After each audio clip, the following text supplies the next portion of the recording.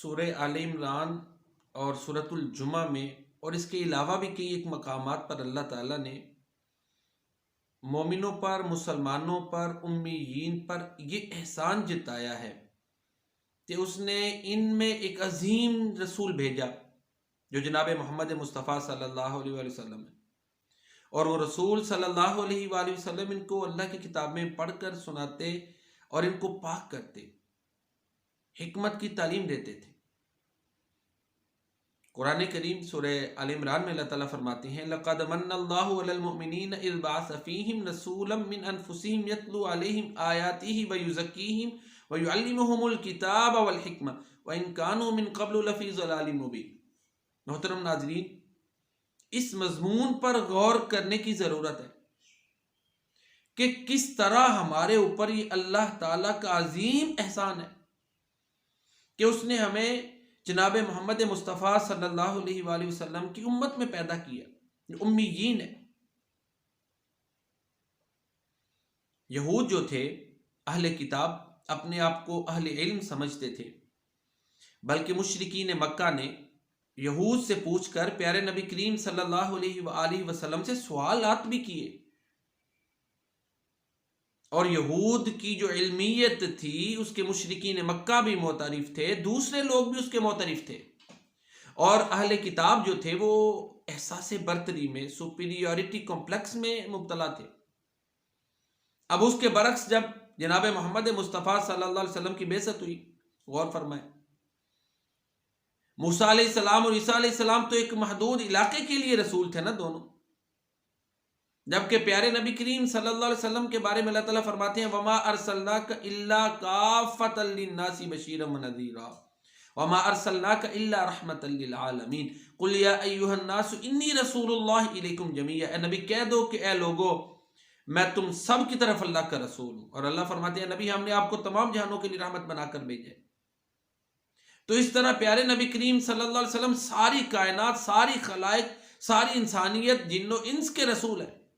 اور آپ کے مقام و مرتبہ کو تمام کائنات پہچانتی ہیں۔ اور پھر جو نبی کریم صلی اللہ علیہ وسلم پہ کتاب اتاری، قرآن کریم، وہ ساری انسانیت کے لیے سرچشمہ ہدایت ہے، ھدی للناس۔ تو اس طرح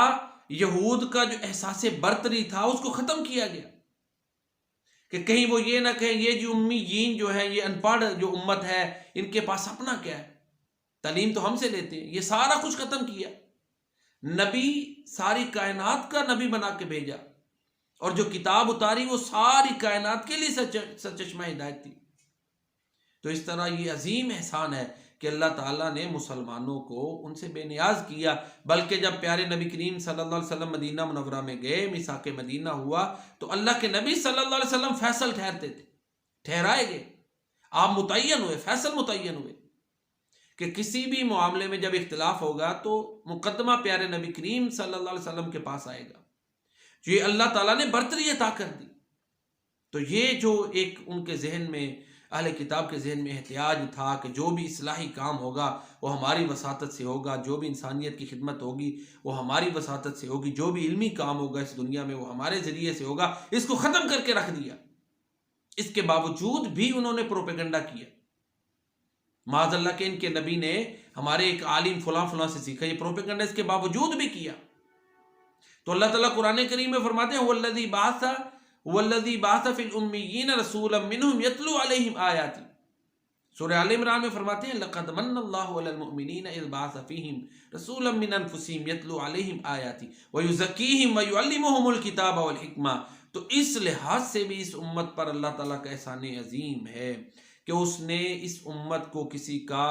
جو ہے وہ ممنون نہیں رکھا، اپنی نوازشات اس امت پر کی کہ لوگ اس سے علم حاصل کریں، ان سے رہنمائی لیں۔ امیین ہونے کے باوجود یہ جو امت ہے یہ لوگوں کی رہنما بنی، اور ایسے ہوا بھی، علم کے میدان میں، عمل کے میدان میں یہ آگے نکلے، اور اللہ تعالیٰ نے ان کو مقتدا اور پیشوا بنایا۔ تو یہ قرآن کریم اور یہ ہمارا عظیم نبی جناب محمد مصطفیٰ صلی اللہ علیہ وسلم، ہمیں ان دونوں کی قدر کر کے قرآن کریم کو پڑھ کر سمجھ کر اس پر عمل کرنا چاہیے، اور اللہ کے نبی صلی اللہ علیہ وسلم کی تعلیمات کو اپنانا چاہیے، یہی صحیح قدر ہے نا۔ باقی زبان سے، دل سے تو ہم تمام مسلمان جو ہے نا اس بات کا اعتراف بھی کرتے ہیں، ایمان بھی رکھتے ہیں. ایمان کے لیے شرط ہے کہ جب تک ہر چیز سے بڑھ کر پیارے نبی کریم صلی اللہ علیہ وسلم کے ساتھ محبت نہیں کی جائے گی، بندہ مسلمان نہیں ہو سکتا. آپ کا احترام نہیں اگر کرتا تو بندہ جو ہے اس کو تو سارے اعمال برباد ہو جاتے ہیں. سورہ حجرات میں یہ مضمون موجود ہے. تو یہ ایک احسان کی ایک جہت ہے